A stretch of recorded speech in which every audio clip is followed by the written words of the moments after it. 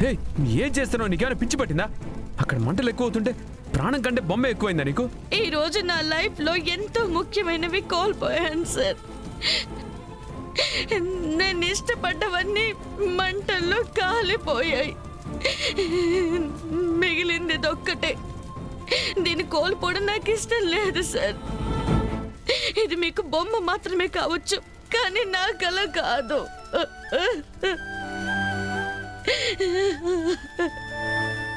సరే పద. అమ్మా! సార్ మీరు ఇక్కడ నుంచి వెళ్ళిపోండి, మంటలు ఎక్కువ అవుతున్నాయి. ఒకసారి దూరం చేసుకున్నాను, శాశ్వతంగా వదులుకోవడం నాకు ఇష్టం లేదు. నిధి, నిధి బయటికి రా. కర్ణ, కర్ణ. నిధి,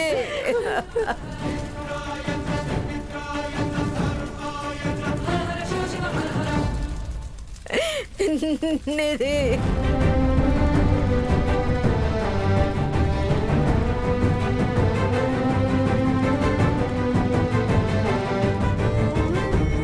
కర్ణ, నిధికి ఏమైంది? నీకేం కాలేదు కదా కర్ణ? నాకేం కాలేదు, తనకు కొంచెం కాలింది. రగులుతున్న మంటల్లో తగలబడిపోతే నీ ఇంట్లోకి పోయావందుకే నువ్వు వెళ్ళగానే ఆ మంటలు ఆరిపోయాయా? ఏమైందే నీకు?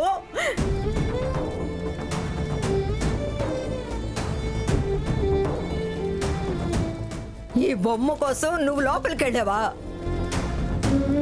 నీ ప్రాణం కన్నా ఎక్కువ ఈ బొమ్మ.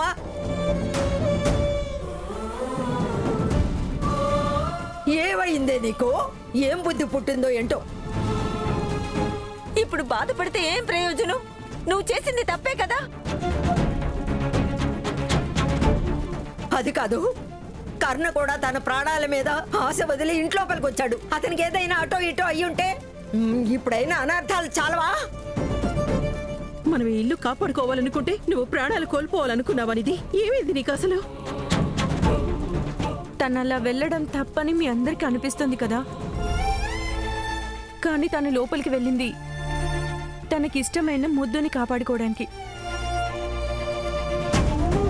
తన స్థానంలో నేనున్నా అదే చేసేదాన్ని. ఇష్టపడ్డ వాటిని కోల్పోతే అది ఎలా ఉంటుందో నాకు బాగా తెలుసు. నా చెల్లి కూడా అదే అనుభవించడం నేను ఒప్పుకోను. ప్లీజ్ మీరెవ్వరూ ఏమనకండి. ఈరోజు తనకి ఇష్టమైన ముద్దుని తను తెచ్చుకుంది. ఇక ముందు ఎన్ని సవాళ్ళు వచ్చినా నేను తన వైపే ఉంటాను.